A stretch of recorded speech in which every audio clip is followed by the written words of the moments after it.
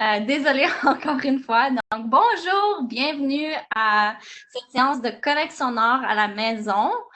Aujourd'hui, on est avec Madame Renée Claude du Musée de l'agriculture et de l'alimentation du Canada et on va parler du vermicompost. Donc, sans plus tarder, je passe la parole à Renée Claude et je vous souhaite à tous de passer un beau moment.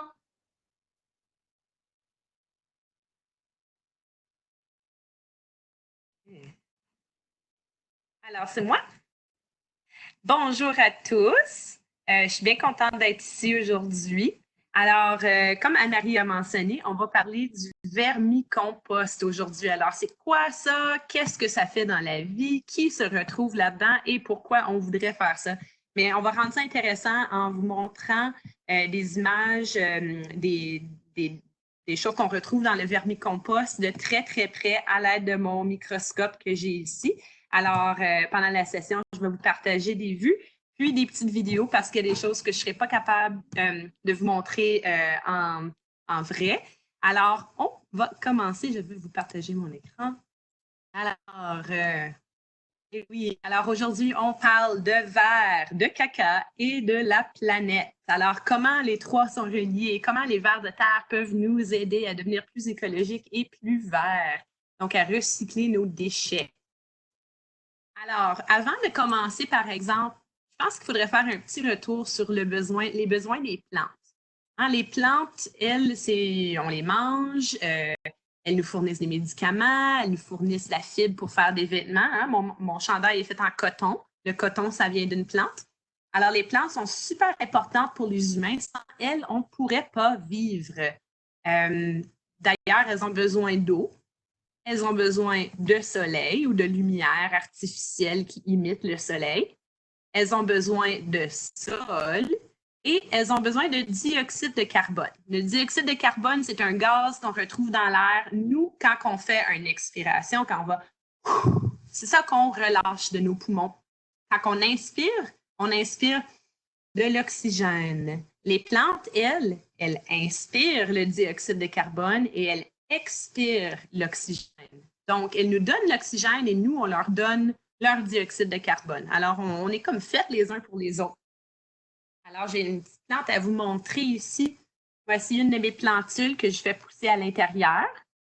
Elle est encore très jeune. Elle a encore beaucoup de temps à aller avant d'aller dehors. Alors, moi, je suis à Ottawa, en Ontario. C'est encore froid ici. Donc, je ne peux pas planter mes tomates dehors tout de suite. Elles doivent grandir en dedans un petit peu avant de pouvoir aller dehors. Sinon elles ne pourront pas survivre. Mais cette plante a besoin d'eau, de lumière, de sol et de dioxyde de carbone. On voit, on a du sol ici. C'est dans un petit pot qui est fait en tourbe. La tourbe, c'est comme une sorte de sol. Continue. Donc, le sol. Alors, vraiment, aujourd'hui, on va regarder le besoin des plantes qui se rapportent au sol. Alors, qu'est-ce qu'il y a dans le sol? Ben, nous, la plupart des gens, on connaît le sol comme de la poussière, de la saleté, des roches, des choses comme ça. Mais vraiment, le sol est plein de choses vivantes. Ces choses vivantes-là sont essentielles pour les plantes. Alors, sans les choses vivantes qu'on retrouve dans le sol, les plantes ne pourraient pas avoir la nourriture dont elles ont besoin. Alors, la nourriture des plantes, c'est pas comme des pommes, des oranges, des carottes comme nous, on mange. Les plantes, elles se nourrissent de nutriments qu'on retrouve dans le sol. Alors, qu'est-ce qu'on veut dire par ça? Alors, ici, vous voyez une boîte verte. Alors, voici ce qu'on appelle un biocube. Un biocube, c'est comme une expérience qui permet de compter tous les organismes vivants qu'on retrouve dans 30 cm². Alors, on peut voir ici, le biocube a été installé dans une forêt. On voit des feuilles, on voit une bûche tombée, des feuilles. Alors, je crois que ça ici, c'est dans la ville de New York, dans leur gros parc qu'ils ont ensemble de la ville. Alors ensuite, qu'est-ce qu'ils ont fait? C'est qu'ils ont regardé, ils ont identifié les bestioles qu'on retrouvait dans le cube à tous les jours. Puis ils ont découvert que juste dans cette petite quantité d'espace-là, on pouvait retrouver tous ces organismes ici. Hein, c'est beaucoup, hein? On ne penserait pas que dans un petit espace de même, dans la forêt, on retrouverait tant d'organismes. Alors, on peut les voir en bas ici, on a des oiseaux, des mammifères, un écureuil, un raton laveur. On a des vers. Il y a des feuilles. Alors, des feuilles, ben, c'est des organismes vivants. Hein? Ça vient d'un arbre. Elles sont encore vivantes, mais quand elles sèchent, elles meurent. Hein? Ensuite, on a des termites, des œufs d'insectes, des millipèdes. On retrouve des petits vers, hein? Des limaces, des escargots. Hein? Alors, si vous voulez avoir une petite aventure de biodiversité, vous pouvez vous fabriquer un cube comme ça, puis aller compter, aller voir combien d'organismes vous pouvez trouver, des organismes vivants, dans un petit espace comme ça. Donc, la raison que je vous présente ces organismes, c'est pour vous parler des décomposeurs. Peut-être que tu as déjà entendu ce mot-là avant.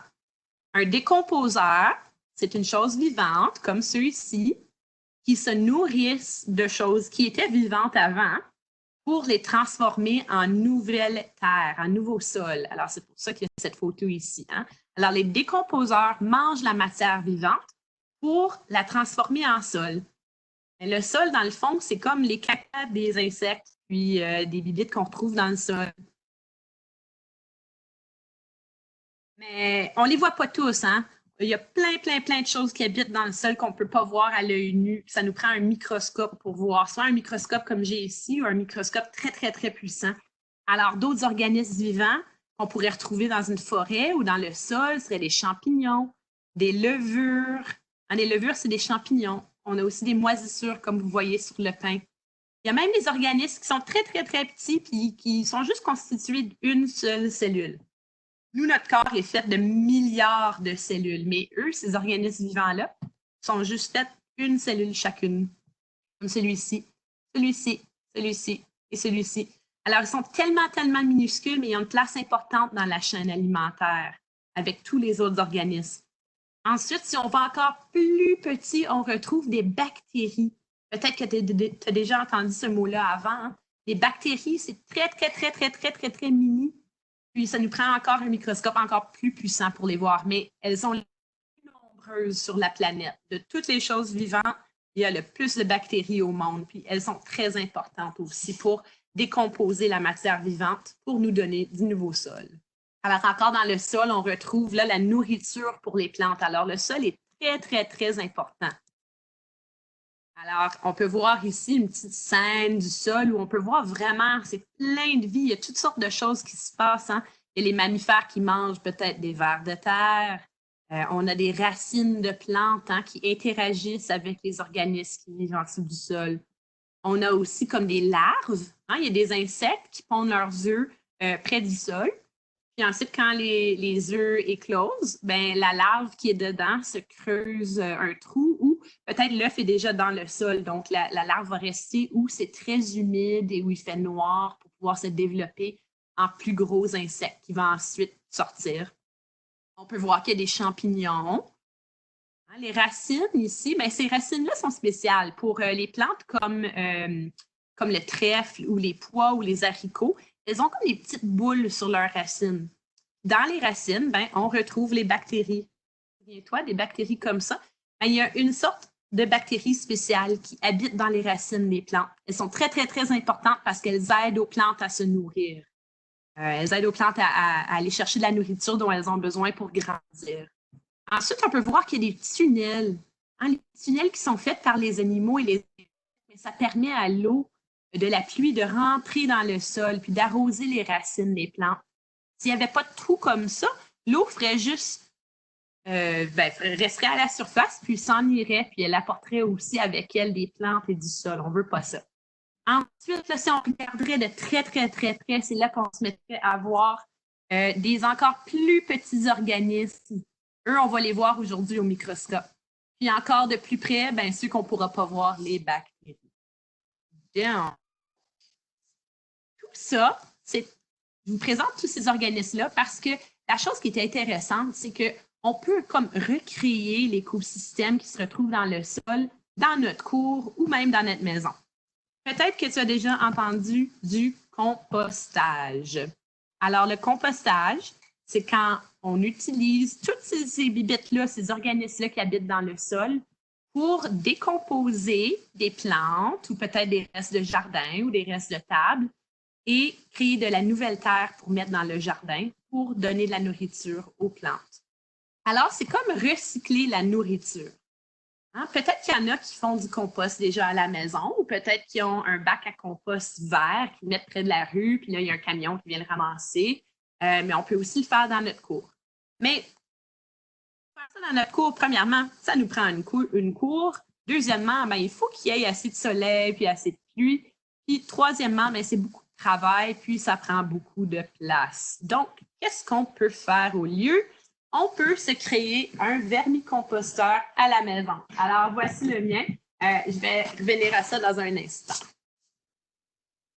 Alors, un petit test ici pour voir si vous avez bien compris. Alors, parmi ces choses, quelle ne peut pas être décomposée? Alors, rappelez-vous, les choses que les insectes et les organismes vivants dans le sol peuvent décomposer étaient des choses qui étaient vivantes avant. Alors, je vais vous donner un instant pour y réfléchir. On n'a toujours pas de participants. Hein? Oui, ils sont là. Ils sont là! OK. Je suis contente de voir qu'on a des amis avec nous. Alors, j'essaie juste de voir maintenant le chat. Donc, si vous connaissez la réponse, c'est ça, vous pouvez nous écrire dans le chat. Alors, la question était, on peut y aller un à la fois. Alors, peut-être que vous nous écrivez un O pour oui ou un N pour non. Alors, la question est, est-ce que les organismes vivants dans le sol vont pouvoir le décomposer? Alors, le briser dans ces petits morceaux constituants. Alors, on a des mouchoirs ici. Qui pense que oui et qui pense que non, qu'un mouchoir pourra se décomposer dans la nature par les insectes? Alors, oui ou non? On a des réponses? Oui, vous avez raison, Marc-André Olivier. Oui, effectivement, les mouchoirs peuvent se décomposer parce que les mouchoirs et même la boîte sont faites de papier. Et le papier, ben, c'est de la fibre, c'est fait à partir de fibres qui proviennent des plantes, ben, plutôt des arbres. Hein? Alors oui, on pourrait dire que les mouchoirs, à un moment donné, un de leurs ingrédients était vivant. Donc, les organismes peuvent le décomposer. Maintenant, les feuilles, est-ce que les feuilles peuvent se décomposer, oui ou non? Oui, effectivement. Alors, les feuilles proviennent des arbres. Donc, les organismes vivants peuvent les manger et les décomposer en belle nouvelle terre. Maintenant, un sac de plastique, est-ce que ça se décompose par les organismes vivants? Non, c'est ça, vous avez raison. Les sacs de plastique restent dans notre environnement très, très, très, très, très longtemps. Éventuellement, ils vont se briser en petits morceaux, mais ils disparaîtront jamais. Alors, ils ne pourront jamais servir de nourriture pour les plantes. Hein? Les œufs, les coquilles d'œufs, oui ou non? Est-ce que ça se décompose? Oui, effectivement, les coquilles d'œufs, ça vient des poules. Hein? C'est une matière biologique. Donc, les poules fabriquent les coquilles dans leur corps. Alors, ensuite, quand l'œuf sort, il peut se faire décomposer. Même le carton d'œuf que vous voyez en arrière, hein, la même raison. Du carton et du papier, ça se décompose bien. Maintenant, des fruits et des légumes. Oui ou non? Non. Okay. Alors, pensez-vous qu'on peut recycler des fruits et des légumes? Bon, je vais vous dire quelque chose ici. Les fruits et les légumes sont excellentes matières à nourrir les organismes dans le sol. Alors, tous nos fruits et les légumes gaspillés, mettons les cœurs de pommes qu'on ne mange pas, les plures d'orange, si on met ça dans le sol ou sur la terre, on va s'apercevoir qu'après pas trop longtemps, il va y avoir plein de bébites dedans, plein de moisissures, puis ils vont éventuellement disparaître. Maintenant, dernier quiz. Une canette. Est-ce qu'une canette se décompose? Une canette en aluminium? Non. Hein? Alors, ça, on peut la recycler, on peut l'envoyer au bon endroit qui vont la faire fondre, puis faire du nouvel aluminium avec. Donc, juste pour revoir, le plastique et l'aluminium ne se décomposent pas, tandis que le carton, le papier, les feuilles, les légumes et les fruits se décomposent très bien. Alors, on peut faire de la nouvelle terre, du compost à l'aide de ces matières-là. Alors, le vermicompost, j'en ai parlé un peu vite fait. Alors, c'est quoi le vermicompost? Bien, dans le fond, c'est d'utiliser des vers de terre et leurs amis pour décomposer les déchets organiques et les transformer en compost. Donc, des déchets organiques, c'est dans le fond tout ce qu'on a vu ici. Alors, organique, ça veut dire que c'était fait de choses vivantes, qui est probablement plus vivant maintenant. Alors, on va continuer. Alors, vous pouvez voir ici, dans cette image, la surface du vermicompost. Alors, je suis certaine que vous pouvez voir les vers de terre. Il y en a beaucoup. Oui, il y en a beaucoup de vers de terre. Hein? Vous voyez toutes les petites choses brunes ici? En fait, c'est tous les cacas de vers de terre. Ça. Alors, les vers de terre, eux, ils s'occupent à manger la nourriture qu'on met dans leur bac, comme ça ici, comme une pomme. Ça, je crois que c'est des épinards. Hein? Alors, ils vont tous manger ça. Puis ensuite, quand ils font des cacas, ben, ça devient, c'est ça, c'est du sol. C'est ça le compost, c'est le caca des vers de terre. Alors, je vais juste retourner ici. Je vais arrêter le partage de mon écran. Okay. Alors, j'aimerais vous montrer l'intérieur de mon vermicompost. Maintenant, je vais montrer une photo, mais je pense qu'en personne, ça va être plus le fun. Donc, voici un vermicompost. C'est comme deux boîtes en plastique, une dans l'autre, avec un couvercle. On a un couvercle parce que les vers de terre n'aiment pas être à la clarté, puis ils aiment ça quand c'est bien humide. Hein? Ils n'aiment pas ça quand il fait trop chaud, trop sec, je veux dire. Même, ils n'aiment pas ça trop chaud non plus, ils aiment une bonne température. Donc, je vais le pencher comme ça pour que vous puissiez voir. OK, alors je vais voir, on a le carton d'œuf, comme tantôt. On ne voit pas de vers de terre en ce moment, hein? Il n'y a personne qui voit de vers de terre. Alors, je vais commencer à enlever les choses. Alors, ici, vous voyez, on a beaucoup de matières, comme on vient de parler, hein? Le papier. Ah, j'ai une vieille pomme ici. Bon, ben, j'ai d'autres matières comme ça. Je crois que j'ai un noyau dans une serviette. Alors, comme on se met à creuser, on va lentement découvrir qu'en dessous de tout ça, je vais juste tout le mettre sur ma table, ça va aller plus vite. En dessous de tout ça, vous voyez, c'est tout noir. Alors, tout ça ici, c'est tout du compost qui est prêt. Ça, c'est tout du caca de vers de terre, des mois et des mois et des mois de vers de terre qui mangent et qui font caca tout le temps. Alors, je vais en prendre une poignée ici de mon compost dans ma main. Oh là là! OK. Ça, c'est tout du compost qui est prêt. Juste le déposer sur la table et remettre tout le reste dedans. Il ne faut pas avoir peur de se salir les mains quand on joue dans le vermicompost. Même si c'est du caca de vers de terre, c'est pas comme du caca d'humain ou d'animal plus gros comme un chien ou un chat. Ça ne pue pas. Il n'y a aucune odeur. Bon, c'est juste comme de la boue. C'est comme jouer dans du sol. Voilà. OK. Alors, j'ai une motte de terre ici qui provient de mon vermicompost et je vais la briser pour pouvoir vous montrer un verre. Alors, voici, j'ai trouvé un verre de terre. C'est un peu difficile à vous le montrer à la caméra, mais tu peux le voir dans ma main maintenant. Il y en a un autre. Et puis, si je continue, il y en a plusieurs, hein? C'est tout un groupe de vers de terre. C'est pas juste un ver de terre, c'est pas deux, c'est des milliers de vers de terre qui travaillent en même temps et ensemble pour fabriquer la terre à partir de la nourriture que je mets dans mon bac. Alors, regarde, j'en ai déjà 1, 2, 3, 4 et 5 dans ma main. Maintenant, on peut en avoir, comme j'ai dit, des milliers dans un bac. Eux, c'est tous des adultes. Okay? Alors, maintenant, vous avez vu un peu, alors ça, c'est du vermicompost terminé. Ça veut dire que je pourrais donner ça à mes plantes, alors le mettre dans mes plates-bandes et ça donnerait de la nourriture aux plantes. Parce que toutes les choses que j'ai mis dedans, comme les bananes, les pommes, les laitues, ces choses-là, même le papier. C'est plein de nourriture pour les plantes. C'est juste que la plante, elle ne peut pas les manger comme ça. Elle doit le manger quand c'est en forme de terre comme ça. Bon. Alors, je pense que je devrais commencer à vous montrer les choses au microscope parce que le temps file. Je vais d'abord me rincer les mains, m'essuyer les mains avec un linge pour ne pas mettre du compost partout sur mon microscope. Alors, je crois qu'on devrait peut-être commencer par regarder un ver de terre au microscope. Donc, je vais vous partager mon écran de nouveau.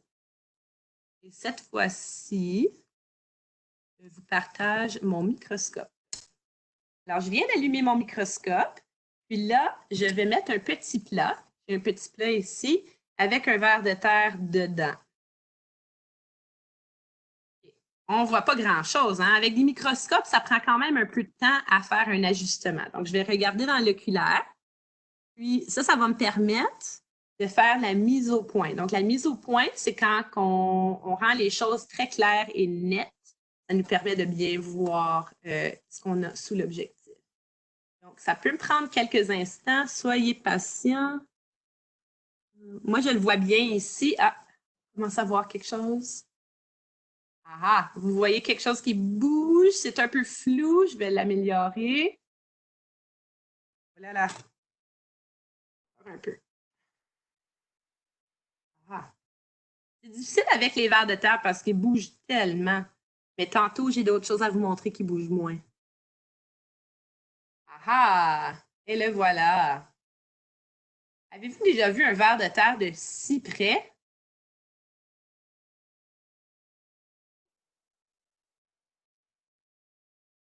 On ne dirait pas grand-chose. Hein? Mais vous voyez les anneaux. Hein? Si on regarde un ver de terre, on peut voir des petites bandes dessus. On les voit très bien au microscope. Ah là, le ver s'est mis à bouger. Regardez. Hein? Il se promène. Je voulais vous montrer un ver sous microscope pour qu'on puisse voir qu'est-ce qui se retrouve à l'intérieur d'un ver de terre. Ah, j'en ai un bébé ici. Peut-être qu'on pourra. Il va bouger moins. Alors, un ver de terre, là, c'est pas juste vide à l'intérieur. Il y a beaucoup de gens qui se disent que si je coupe un ver de terre en deux, je vais avoir deux vers de terre. Mais c'est faux, hein? Il ne faut pas couper les vers de terre en deux parce que ça va juste nous donner deux vers de terre morts. Alors, voilà, je vais vous montrer. J'ai mis une goutte d'eau pour nous aider à mieux voir le ver de terre. Ça promène encore beaucoup. Mais après, je vais changer de chose pour commencer là, parce que je ne peux pas me laisser le voir. Mais vous voyez comment les vers de terre se sauvent? Parce que, tu sais, les vers de terre, là, ils habitent en dessous de la terre, ils habitent dans la noirceur. Ils n'aiment pas ça être au soleil, eux autres, parce que le soleil les fait sécher. Alors, ils veulent rester très humides. C'est pour ça qu'ils sauvent la lumière, parce que la lumière, ça veut dire qu'ils vont sécher. Ah, là, j'en ai une belle vue. OK. Est-ce que vous voyez la ligne rouge sur son dos? Il se promène encore très vite, là.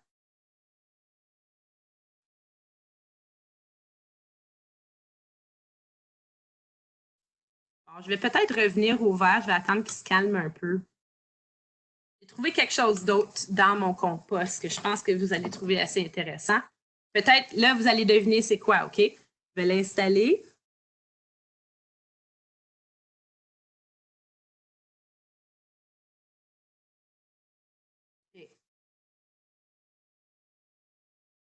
Ça bouge moins, c'est plus facile.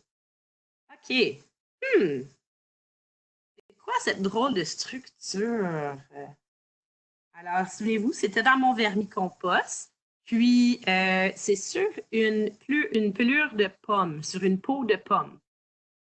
Alors, est-ce qu'il y a quelqu'un qui peut deviner que ça pourrait bien être ce qu'on regarde en ce moment?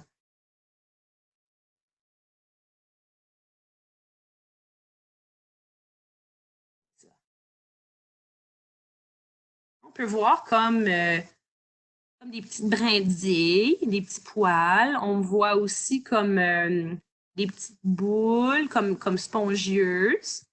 On voit aussi qu'il y a comme une branche ou un pied ou une tige, hein, comme une plante. Et puis si on se rapproche près de la peau, on voit aussi hein, on dirait qu'il est comme accroché sur la peau avec des petits fils. Je vais vous montrer un autre endroit. Peut-être que ça va être différent, peut-être que ça va être pareil. Ça ressemble à un brocoli. Ouais, moi, je suis d'accord avec vous, hein? Ça a beaucoup l'air d'un brocoli. Maintenant, est-ce qu'il y a des brocolis qui pousseraient sur la peau d'une pomme, une vieille pomme pourrite?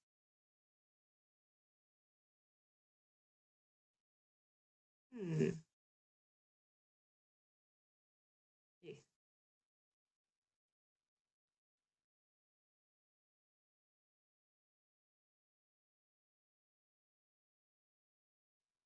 Un réfrigérateur ou peut-être à leur boîte à lunch qu'ils ont oublié à l'école pendant quelques semaines. Hein, quand les pommes commencent à pourrir, il y a des petits champignons qui commencent à s'installer. Puis, ce qu'on voit comme c'est là, c'est des champignons, c'est ce qu'on appelle la moisissure. Puis, je vais arrêter mon partage pour vous montrer comment gros que c'est vraiment en réalité. Arrêtez. Et si vous me voyez bien, là, regardez ce qu'on regardait.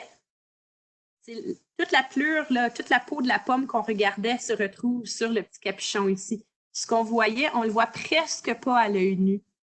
Alors, c'est vraiment cool de regarder, des choses sous le microscope parce qu'on voit des structures qu'on n'aurait jamais aperçues autrement. Alors, juste en regardant ça, j'aurais jamais su que ça ressemblait à des petits brocolis. Donc, comme vous pouvez voir, les vers de terre ne sont pas seuls dans le bac. Il y a aussi des petits champignons et des moisissures. Les moisissures, ben, leur but dans la vie, c'est de décomposer. Donc, elles font juste aider aux vers de terre. Elles décomposent la matière, donc dans ce cas ici, la peau de la pomme, puis la rendent molle pour que les vers de terre puissent la manger. Alors, j'ai quelque chose d'autre ici à vous montrer. Je vais l'installer, ça devrait se passer assez bien. Et puis, je vous partage encore ça. Voilà. OK, encore flou, hein? On va voir qu'est-ce qu'on peut... Hop! Et voilà. Alors, avec un microscope, on peut voir, hein, c'est pas toujours en 3 dimensions, c'est pas toujours clair. Il faut ressortir la lentille un peu. Fait qu'on voit un peu la même chose dans les petits fils, les petites fibres. Et ensuite, qui montent.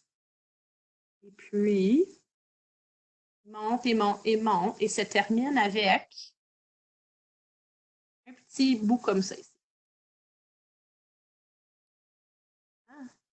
Alors, d'après vous, qu'est-ce que vous pensez que ça, qu'est-ce que c'est cette chose ici que je vous montre?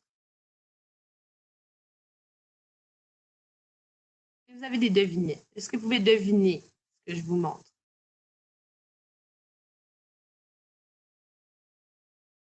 C'est quoi? C'est d'autres champignons. Alors, tantôt, les champignons qu'on a vus, il y avait des petites boules, hein, où ils ressemblaient à des petits brocolis. Et ces champignons aussi, ben, c'est plus comme des champignons qu'on achète à l'épicerie presque. Hein? Alors, je vais vous montrer à quoi ils ressemblent quand ils sont rendus grands et adultes, ces champignons-là. Donc, sur le papier ici, je ne sais pas si vous pouvez bien voir, et j'ai des champignons qui sont rendus assez adultes. Alors, c'est normal de trouver des champignons dans le vermicompost parce que c'est très humide, puis les champignons, c'est très riche en nutriments. Hein? C'est très riche en ce que les champignons aiment manger. Donc, les champignons sont en train de pousser sur un morceau de papier journal. Alors, ils aident au papier journal à se décomposer en ce moment. Alors, quand même assez intéressant. Bon, alors, ça, c'était des choses qui ne bougent pas beaucoup. Mais là, je veux vous montrer quelque chose d'autre qui habite avec les vers de terre. En fait, souvent, les gens pensent que c'est un bébé ver de terre. Mais je vais vous montrer ici en dessous du microscope. J'espère que ça fonctionne bien. Alors, je l'installe. Alors, vous allez voir, chaque fois que je veux regarder quelque chose de nouveau, je dois l'installer, je dois trouver, faire la mise au point. OK. Le partage. OK. Alors, voici un autre petit ver qui habite dans le bac des vers de terre. On l'appelle un arctéridé. C'est un gros mot. Mais c'est juste un petit ver blanc. Lui, il bouge beaucoup moins, hein, vous pouvez voir. Mais vous pouvez quand même voir qu'il y a du mouvement à l'intérieur de son corps. C'est comme s'il était en train de digérer. Ce que tu vois, c'est comme quand nous, on digère, notre estomac, il contracte, il fait comme ça ici. Ben, c'est la même chose chez les vers de terre. À l'intérieur de leur corps, il va s'écraser pour pouvoir digérer leur nourriture. Puis eux, ben, qu'est-ce qu'ils mangent? Ben, ils mangent des petites bestioles, puis des champignons, puis des bactéries, puis parfois un peu de nourriture dans les bacs. Alors, eux autres, ben, c'est comme les amis des vers de terre. C'est leurs cousins, en fait. Ils ne deviennent jamais plus grands que la taille qu'on a ici. On voit vraiment bien, là, regarde, il est transparent, mais il y a aussi des organes. Alors, tous ces organes ici lui permettent de vivre là, comme nous. Hein? Il peut digérer, il y a un tube digestif. Alors ça, là, c'est vraiment petit, là, si vous verrez sur... je vais vous montrer tantôt, là. Mais on est vraiment rapproché ici. Il y a un peu séché, par contre. Je l'ai isolé tantôt, puis ça, lui, il aime beaucoup, beaucoup avoir beaucoup d'humidité. Donc, ils ont séché un petit peu, mais c'est pas grave. OK. Alors, ces vers-là, eux, ils restent petits, ils aident aux vers de terre à décomposer la matière organique, puis ils vont manger aussi, ils vont boire un peu le jus des matières décomposées. Il y a un autre organisme là-dedans, puis là, je vais vous le montrer sans vous le présenter. J'espère qu'il bouge encore parce que je le voyais bien bouger tantôt. OK. Ah oui, je l'ai trouvé. OK. Alors, l'organisme que je vais vous montrer s'appelle une mythe. Voilà. Puis elle fait peur à plein de gens quand ils la voient sous le microscope la première fois, mais encore, rappelez-vous que ce qu'on voit, c'est minuscule en réalité. Maintenant, il y a des milliers et des milliers de variétés de mythes dans le monde entier. Elles, ici, ce pas des mythes qui peuvent blesser les humains. Elles, c'est des mythes qui sont végétariennes. Elles habitent dans le bac et tout ce qu'elles font, c'est de manger la matière organique. Vous voyez, regarde ces petites pattes allées. Alors, elle est sur son dos, fait qu'elle est comme prise. Elle n'est pas capable de se retourner. C'est comme une tortue. Alors, vous voyez, ces petites pattes, elle en a un, deux, trois, quatre de chaque côté.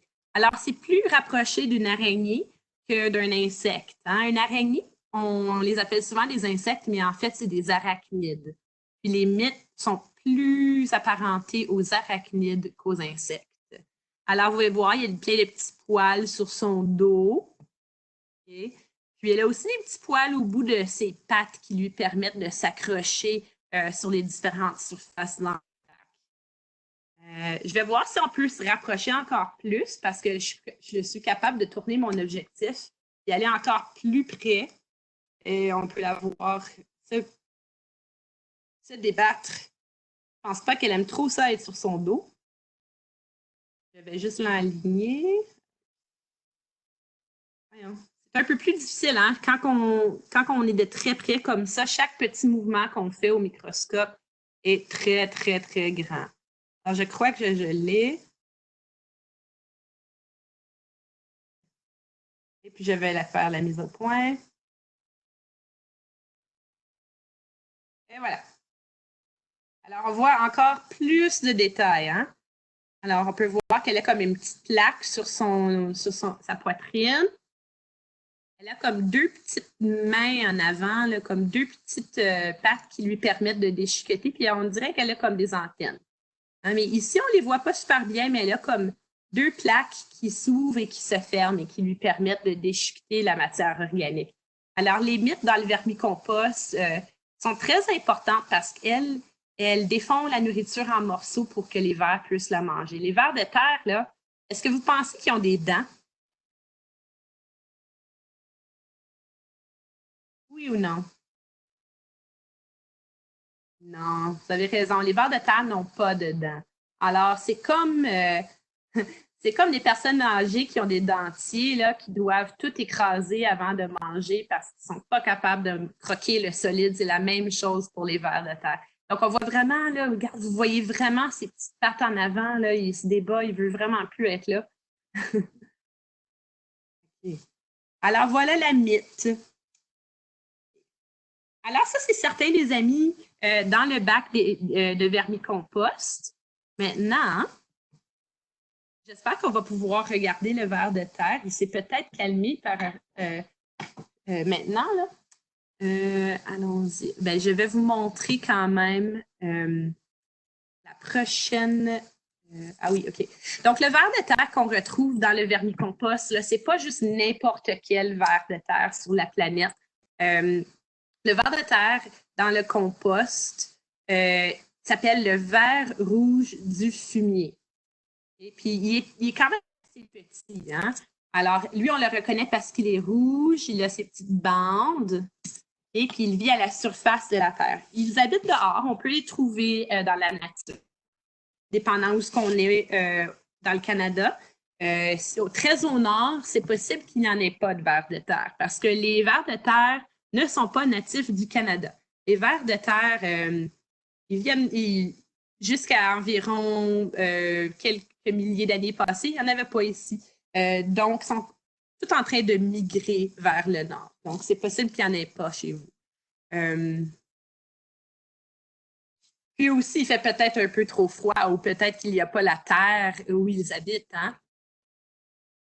Alors, vous pouvez dire dans le chat si vous avez déjà vu des vers de terre où ce que vous êtes. Moi, je suis curieuse de savoir. À gauche, vous voyez ici, moi, c'est une photo de ma main. Je suis dans le jardin, dans le potager où je plante des plantes pour produire de la nourriture. J'ai trouvé un gros ver de terre. Lui, il s'appelle le ver de terre commun. Puis, on le retrouve beaucoup ici. Puis, il est un peu trop gros pour habiter dans un vermicompost parce qu'eux, ils aiment ça vivre creux dans la terre. Puis, un vermicompost, c'est pas très profond. Hein? Alors, ils sont pas très heureux là-dedans. Mais les petits vers rouges du fumier, eux, toute leur existence, c'est juste pour manger. Eux, c'est la seule chose à quoi ils pensent, c'est de manger. Ils mangent à peu près leur plein poids à chaque jour. Imagine si tu mangeais une quantité de nourriture qui pesait autant que toi à chaque jour. Ça serait difficile, hein?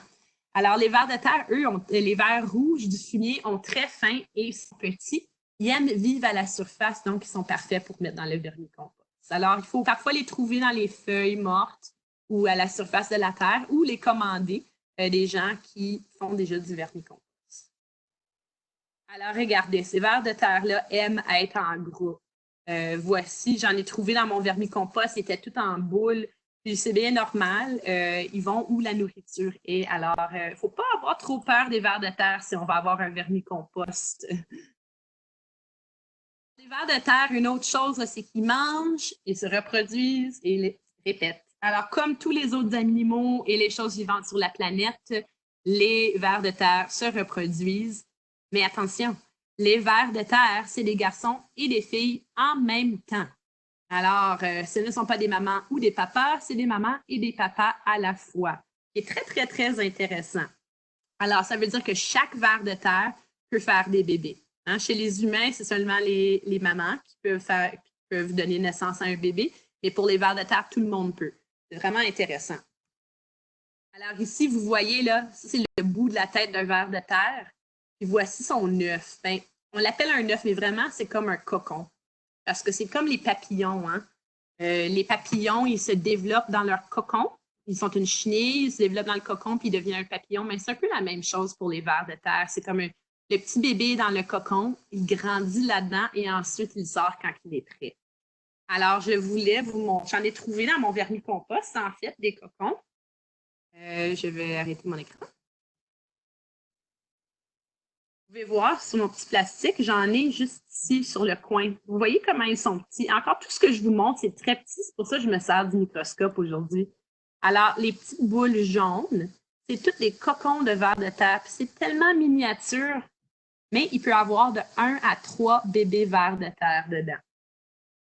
Maintenant, je voulais vous montrer une vidéo d'un cocon que j'ai regardé sous le microscope, puis j'ai eu la chance d'enregistrer. C'est vraiment cool parce qu'on peut vraiment voir les mouvements et on peut même voir son sang circuler.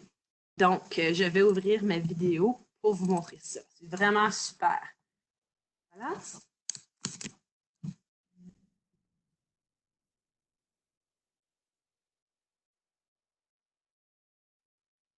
OK. Donc, vous voyez bien. Alors, voici là, un des petits cocons, comme je vous ai montré. Ça, c'est en dessous du microscope. Puis on voit, il y a comme une ligne rose ici. Hein? Gardez votre œil sur la ligne rose qu'on voit, puis même la bulle aussi. Alors, regardez bien. Alors, à l'intérieur du cocon, les vers de terre déposent le petit bébé ver de terre, comme un œuf de bébé ver de terre dedans. Là, le bébé ver de terre va prendre plusieurs semaines à grandir. Oups! À grandir. Je pense que je déménageais les choses un peu, là. À grandir, puis à émerger du cocon. Alors là, ça brasse. Je vais vous en montrer un deuxième.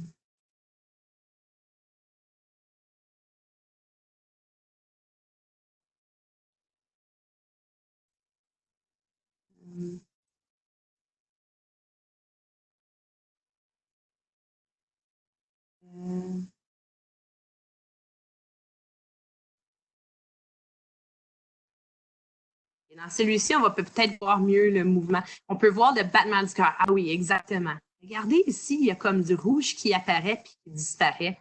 Et on dirait qu'il y a comme des lignes qui ressortent aussi.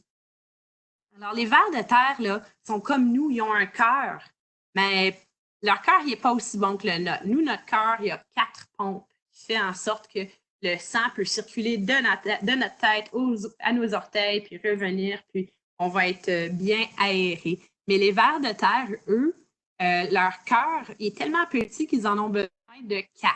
Alors, les vers de terre ont 4 petits cœurs qui pompent le sang à travers de leur corps, qui est vraiment intéressant. Alors, ils ont une veine sur leur bedon et une veine sur leur dos. On va aller voir ça chez les vrais vers de terre, aussitôt que je puisse en isoler un. Donc, je vais vous montrer ça ici. Alors, vous voyez le petit cocon, ça encore, c'est ma main. Alors, tu peux peut-être comprendre comment petit qu'il est, le cocon, parce qu'il est dans ma main comme ça. Ça prend 23 jours pour que les bébés vers de terre sortent d'un cocon, du moment où le cocon a été déposé dans le sol par les parents vers de terre. Et alors, il est très, très, très petit. Ça, c'est le bout de mon doigt. Imagine un petit ver de terre sur le bout de ton doigt. C'est un bébé. On voit vraiment le brun dedans. C'est la terre qui est dedans son corps. C'est son dernier repas. Hein? Parce que les vers de terre mangent les composantes du vermicompost. Puis ensuite, quand ils digèrent, ça devient brun comme ça. Ça devient de la terre. Ensuite, pour qu'ils deviennent de bébé à adulte, ça prend 40 à 50 jours. Donc, c'est beaucoup plus rapide que chez les humains. Hein? Imagine si un bébé deviendrait un adulte dans seulement qu'environ moins de 2 mois. Ça serait très, très, très hallucinant. Mais avec les vers de terre, eux, ils grandissent vite, donc on peut avoir plusieurs générations dans un vermicompost. Donc, si tous nos vers de terre meurent, mais il y a encore des cocons, il y aura sûrement des autres vers de terre qui vont venir. Donc, je vais essayer une deuxième fois de vous montrer les vers de terre au microscope parce que j'aimerais vraiment qu'on puisse observer ces structures. Mais j'ai mal placé. Oh, on dirait que mes vers de terre se sont sauvés. C'est intéressant. Ils ont comme sorti du plat pour aller pour se sauver. Donc, je vais avoir besoin d'en trouver des nouveaux. En fait, il y en a dans ma pile devant moi. Donc, voilà. J'en ai 1, 2. On va sûrement en trouver un qui ne bougera pas trop là, parmi eux. Alors, je ne sais pas si vous allez pouvoir voir, non. Mais les vers de terre se sont tous enfouis au bas de la pile de terre qui restait sur ma table. Donc, il y avait plusieurs vers de terre qui restaient dans le compost que j'ai versé sur ma table.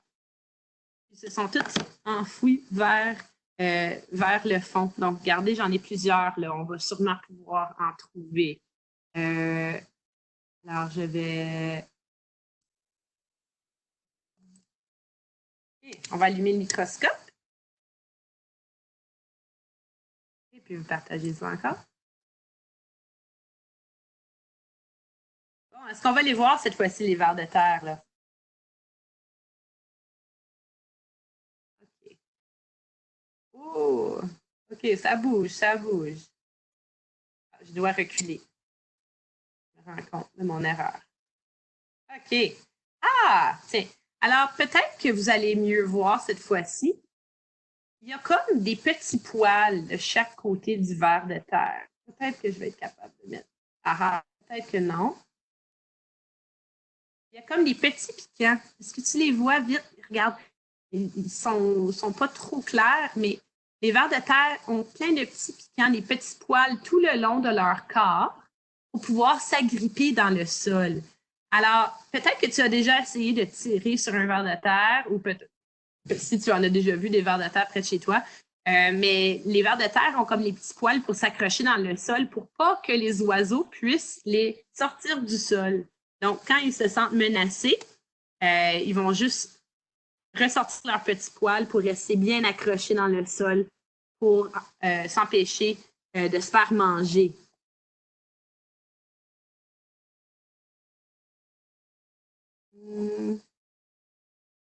C'est toujours de trouver... Ah, ici, je crois que ça va fonctionner. Je crois que j'ai trouvé la bouche du ver de terre.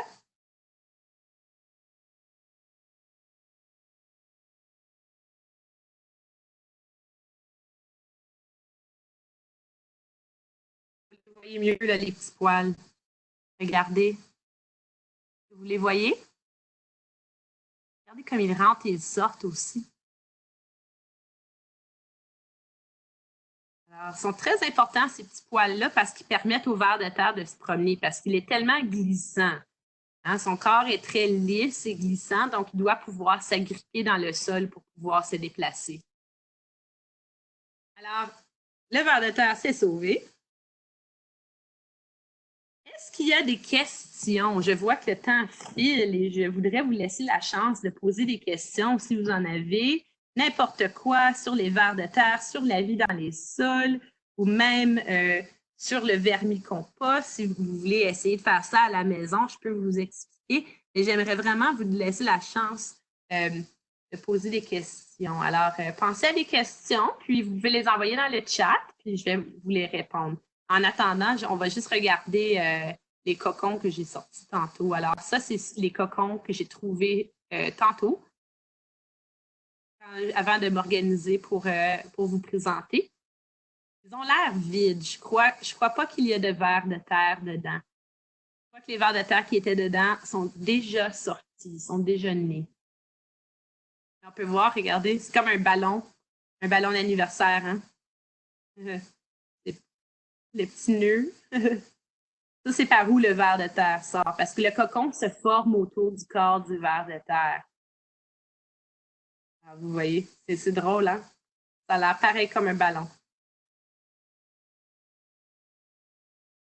Alors, est-ce qu'il y a des questions? Il y en a d'autres?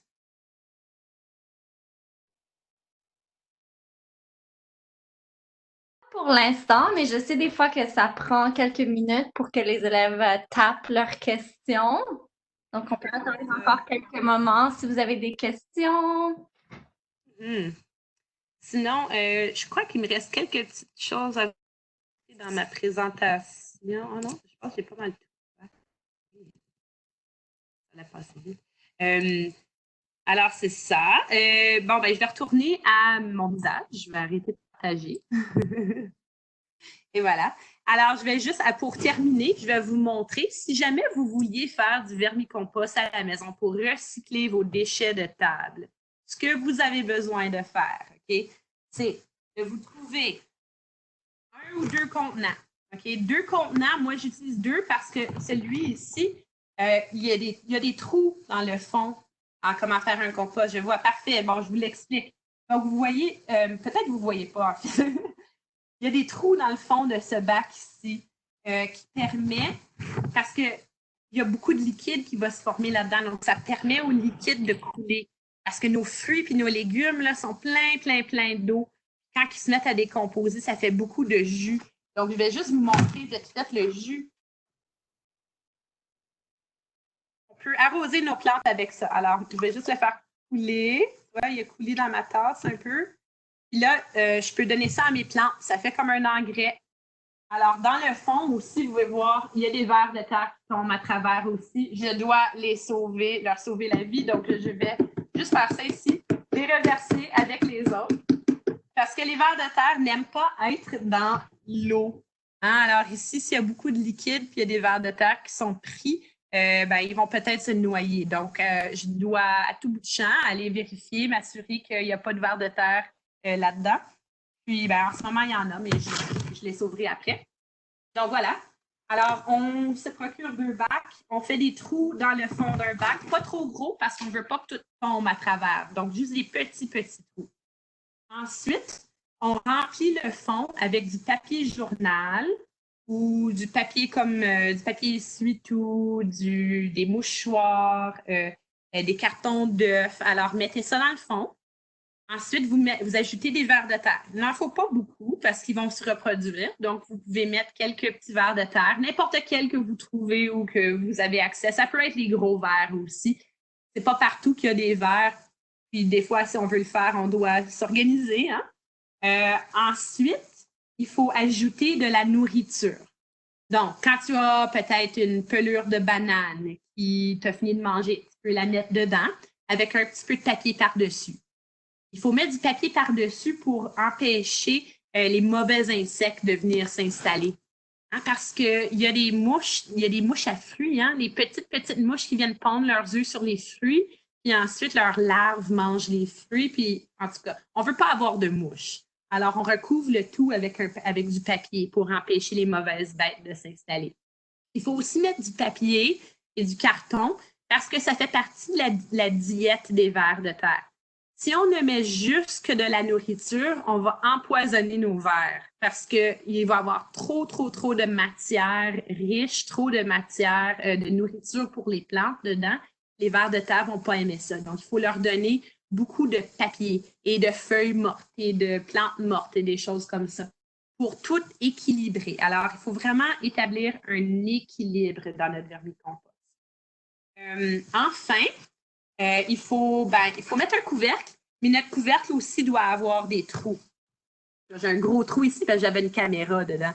Mais il faut mettre des trous. J'ai filmé les vers en action. Je vais vous montrer ça peut-être à la fin. Alors, les petits trous ici permettent aux vers de terre de respirer. Donc, c'est tout ce qu'on a besoin vraiment. Puis la patience. Pour que les vers mangent notre nourriture. Mais au début, quand il n'y a pas beaucoup de vers et d'autres bébites dans notre vermicompost, ça prend beaucoup plus de temps. Donc, il faut être très patient.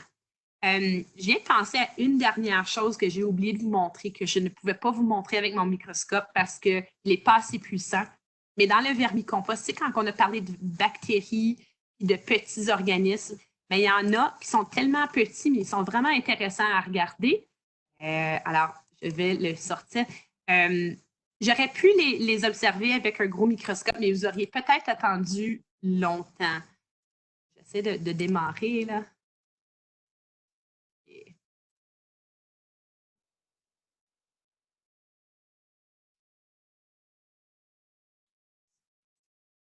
Et voilà.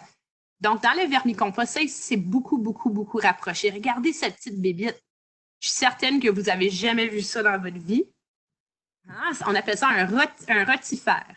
Puis un rotifère, là, c'est comme une bébite, mais qui est faite de juste une cellule. Tu sais, tantôt, je parlais de comment on est fait de milliards de cellules, mais elle, c'est juste une cellule. Puis on peut voir ici, là, elle a comme des petits peignes qui vont comme ça. Et en faisant ça, elle attire de l'eau vers sa bouche, qui est ici.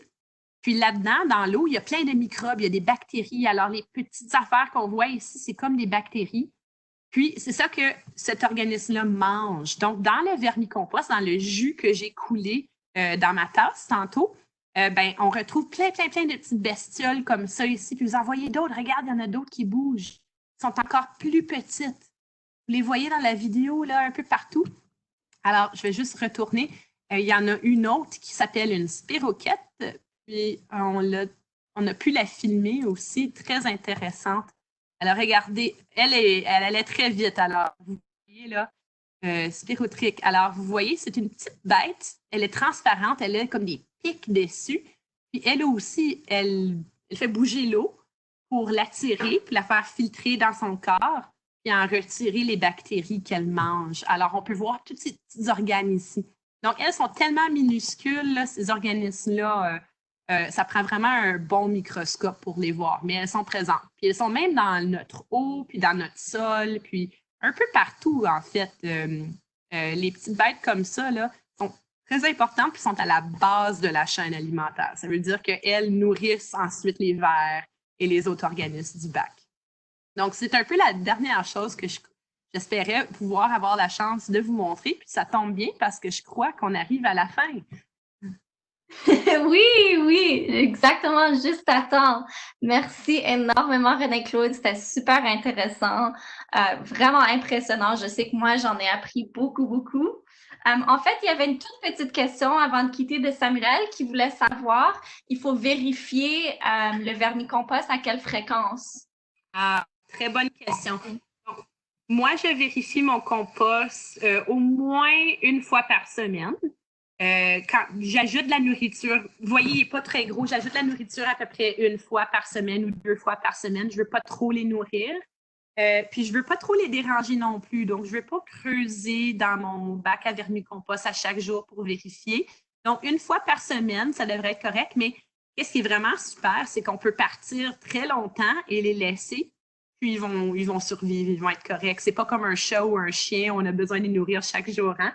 Alors, un vermicompost, ça fait un animal de compagnie très, très facile à tenir. Super, excellent. Bon, mais je pense que c'était tout. Il n'y avait pas d'autres questions. Donc, je te remercie encore une fois, René-Claude. C'était vraiment excellent. Merci à vous tous qui sont venus passer un moment avec nous cet après-midi. Je vous souhaite à tous de passer une bonne fin de journée et on se revoit demain. Demain, on va faire du manga. Donc, on va dessiner des têtes de manga demain. Donc, merci à tous encore une fois et on se voit demain. Bye! Bye!